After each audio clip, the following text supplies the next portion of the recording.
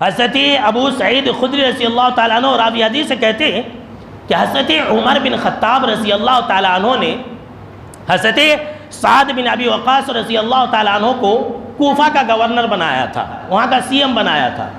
وہاں کے لوگ آگے شکایت کرنے حضرت عمر کے پاس اور کہا کہ آپ نے جس کو گورنر بنایا ہے، جو ہمارا کوفہ کا سی ایم ہے، بہت بیکار انسان ہے، نہ ہی نماز ان کو ٹھیک سے پڑھانے آتا ہے، اللہ کی پناہ، ذرا غور سے سنیے، نہ ہی نماز ان کو ٹھیک سے پڑھانے آتا ہے اور نہ ہی وہ فیصلہ وغیرہ کرتے، کچھ بھی نہیں کرتے، بہت برے انسان ہیں۔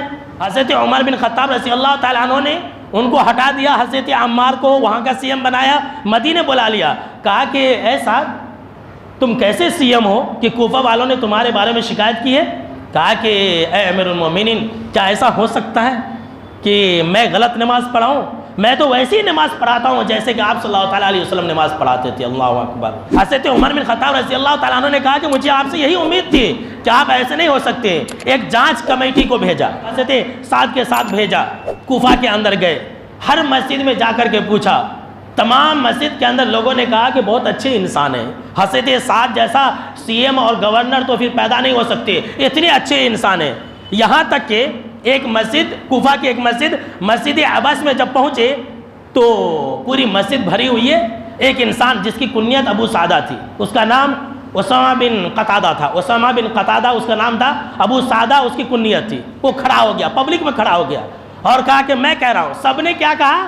بہت اچھے انسان ہیں، بہت اچھے امام صاحب ہیں۔ ایک انسان نے کہا کہ نہیں نہیں، میں کہہ رہا ہوں کہ یہ جو انسان ہے یہ جہاد کرنے نہیں جا رہے ہیں، اپنے گھر کے اندر گھسے رہتے ہیں اور یہ ٹھیک سے فیصلہ بھی نہیں کرتے، ناحق فیصلہ کرتے، اور یہ جو انسان ہے یہ مال غنیمت ٹھیک سے تقسیم نہیں کرتے۔ 3 الزام لگا دیا۔ حضرت سعد رضی اللہ تعالیٰ عنہ نے وہیں پر کہا کہ اے اللہ، یہ جو ابو سعدہ انسان ہے، اگر یہ لوگوں میں ریاکاری کے لیے کھڑا ہوا ہے، اپنا نام اور اپنی شہرت کے لیے کھڑا ہوا ہے، تو اے اللہ میں اس کے اوپر 3 بد دعا کرتا ہوں۔ کہا کہ اے اللہ فَأَتِلْ عُمْرَهُ، اے اللہ تو اس کو لمبی عمر دے، اے اللہ اس کی عمر کو خوب لمبا کر دے، وَأَتِلْ فَقْرَهُ، اور اے اللہ تو اسے غریب اور فقیر بنا دے، وَعَرِّضْهُ بِالْفِتَنِ، اور اے اللہ تو اس کو فتنے کے اندر ڈال دے۔ اللہ کی پناہ۔ حضرت سعد رضی اللہ تعالیٰ عنہ نے جو کہا تھا، راوی حدیث کہتے ہیں کہ یہ انسان بہت بوڑھا ہو گیا تھا پھر بھی زندہ تھا، بہت لمبی عمر ہو گئی تھی پھر بھی یہ انسان زندہ تھا۔ اس کی جو بھویں ہیں وہ آنکھوں پر لٹک گئی تھی، آنکھ بھی نہیں دکھائی دیتا تھا۔ راوی حدیث جن کا نام عبد المالک ہے وہ کہتے ہیں کہ اس کی بھویں لٹک گئی تھی، اس کی آنکھیں بھی نہیں دکھائی دیتی تھی، لیکن یہ انسان اپنی بھووں کو اٹھا کر کے آنے جانے والی عورتوں کو اور لڑکیوں کو چھیڑا کرتا تھا۔ اللہ کی پناہ۔ دیکھا صحابہ کرام کے خلاف جانے والوں کا انجام، صحابہ کرام کے خلاف ایک انسان نے جھوٹی گواہی دی، اللہ نے صحابہ کرام کی بددعا کو سن لیا اور یہ انسان فتنے کے اندر مبتلا ہو گیا۔ اور یہ انسان ابو سعدہ خود کہا کرتا تھا مجھے سعد کی بددعا لگ گئی ہے۔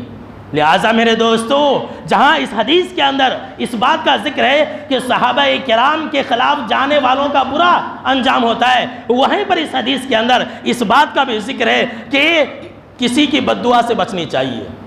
اور تیسری بات، اس حدیث کے اندر اس بات کا بھی ذکر ہے کہ بلا وجہ میں کسی کے پیچھے نہیں پڑنی چاہیے، امام کے، مؤذن کے پیچھے نہیں پڑنی چاہیے، متولیوں کے پیچھے نہیں پڑنی چاہیے، نہیں تو انجام یہی ہوگا۔ سن لیجئے۔